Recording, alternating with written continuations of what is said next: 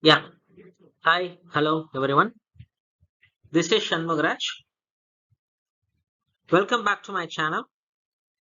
One of the aims of this channel is to build a global knowledge sharing platform in the domains of leadership, agile, and project management.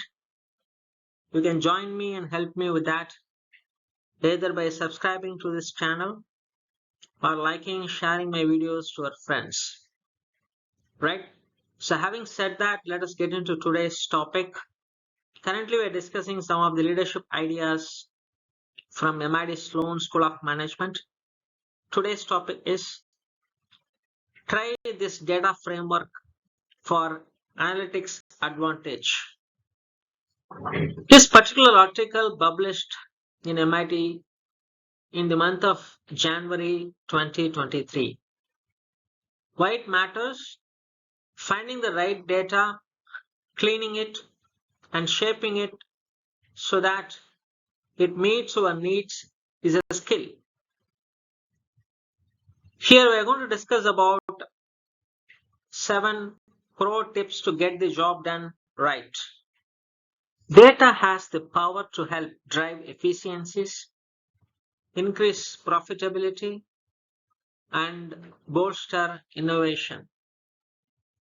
Yet, analytic skills remain outside the wheelhouse of most business leaders who typically have little experience interpreting data from multiple sources or identifying what data sources are necessary to formulate the insights that are seeking.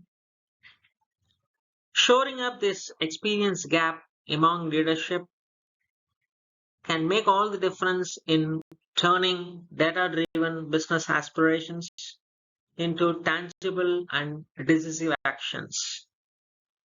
With that goal in mind, Dimitris, the Associate Dean of Business Analytics in MIT Sloan, has developed an approach to help non-technical business users gain confidence using data to improve their decision making.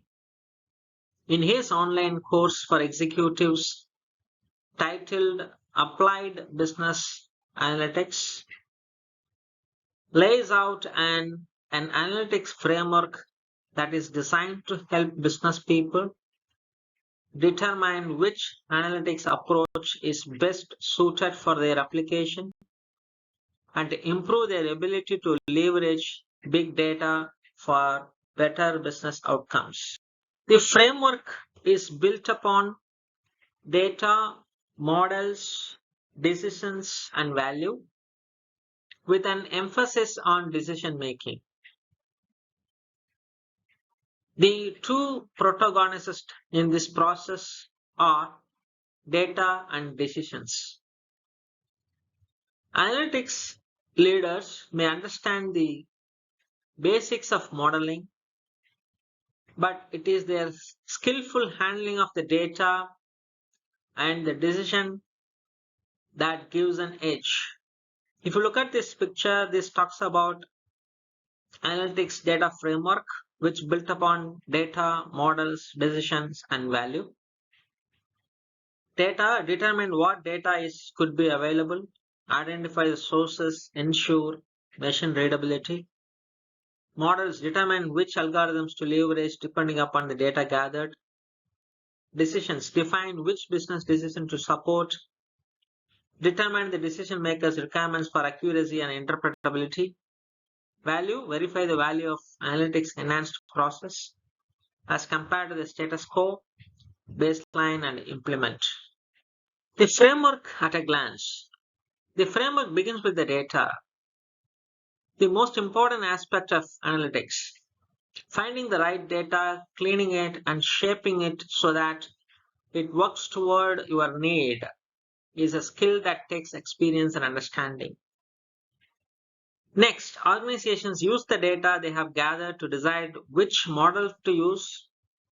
Outcome of those models influences decision around onboarding a data team, choosing the best tools, selecting the right variables, and outputting the effective visuals all of which should ultimately result in value to the organization. As an example, here is how the data analytics framework would look when used by an equity firm. Let's call it as Acme Equity, which is planning to make a large investment in a growth firm it has identified. What are the elements that it would include? Data. Acme Equity needs to collect relevant data on the earnings of the target firm, including the consistency, repeatability, and quality of the earnings. Then models. To understand how those earnings may grow, Acme needs to develop a predictive model that encapsulates all factors affecting the earnings and considering past situations. There also a question of choosing an appropriate model, which is a scenario could be a linear regression, a machine learning tree-based model, or others. Decisions. This stage is all about evaluating risk and making informed decisions based on the outcomes from various models, which should be able to predict the drivers that will lead to high or low revenue. Value. By this stage, Acme Equity should be able to set clear expectations about the potential value of investing in its target company, including the level of return from a potential investment and the ability to maintain a relatively low risk profile. Let us try to understand three types of algorithms.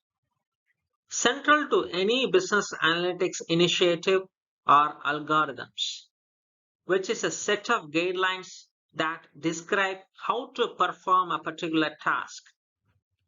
For business leaders still struggling to separate logistic regression from integer optimization, it's beneficial to think of algorithmic options as three buckets.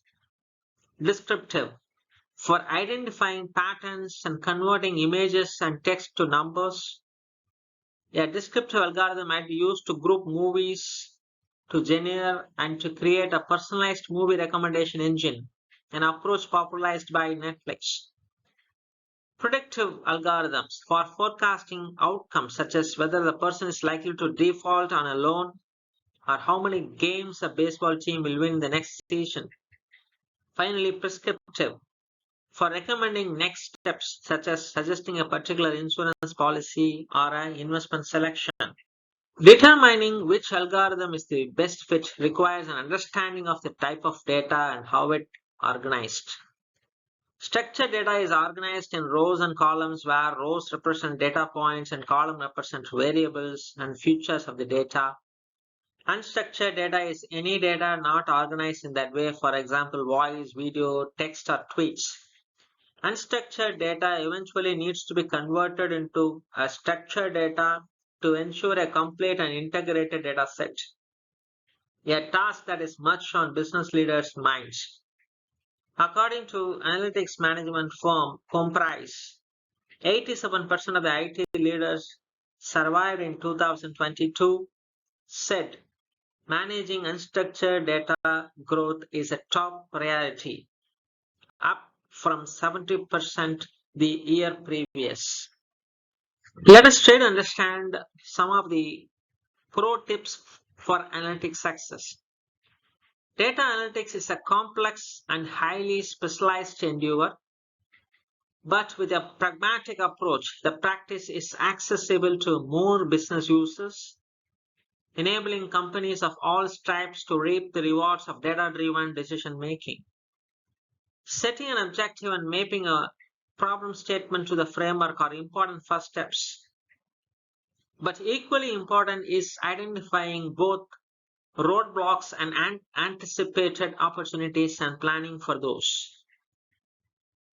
To that end, Bertisimas enlisted the help of Jordan, previously an engagement manager at McKinsey and now a lecturer in operation research and statistics at MIT Sloan. They developed a series of pro tips gleaned from real world experience. We'll look at it.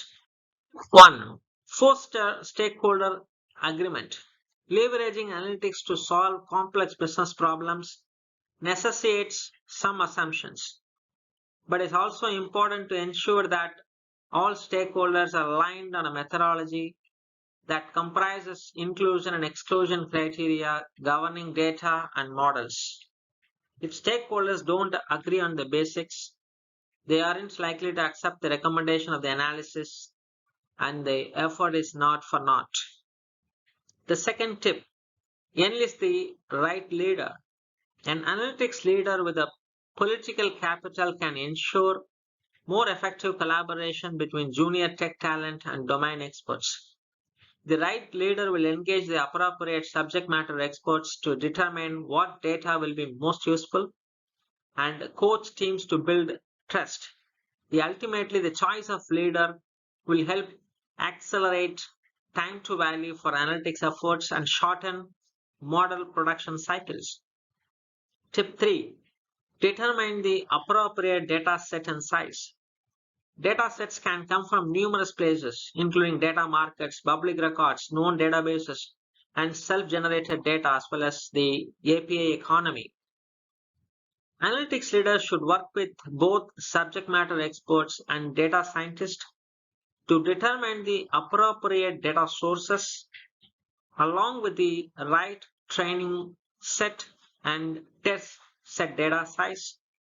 Typically, the range for the training set is between 50 to 80% of the data, although larger data sets require less data for training models and more for testing. One important rule of thumb: consider how often your model should be refitted to respond to changes over time. Tip 4: never assume that dataset is accurate. It is important to invest time upfront to make dataset readable, eliminate messy formatting, inconsistent terminology, and the use of abbreviations. Ask for summary tables and univariate visualizations to ensure that the raw data makes sense. A rookie mistake is failing to plan enough time for this phase. A conservative estimate is that 60 to 80% of the time spent on data analytics project will be devoted to acquiring and cleaning up the data. It is also important to make time for data inspection, as it helps the teams to gain a better understanding of model accuracy. Tip 5: consider data security ramifications.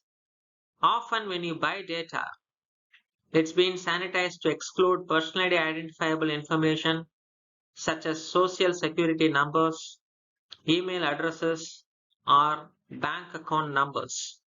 Make sure legal counsel is involved if you are negotiating to acquire data that does include PII.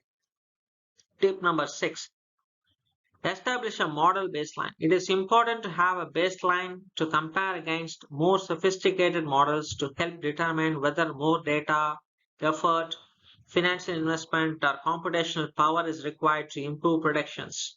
It is common to see diminishing returns on model improvement in relation to complexity. It is also common to encounter issues that make the model less useful when applying to new data. Finally, tip number 7: don't reinvent the wheel. There are software packages available that will take the dataset from sparse to dense, which can free up the data science team to focus on other tasks.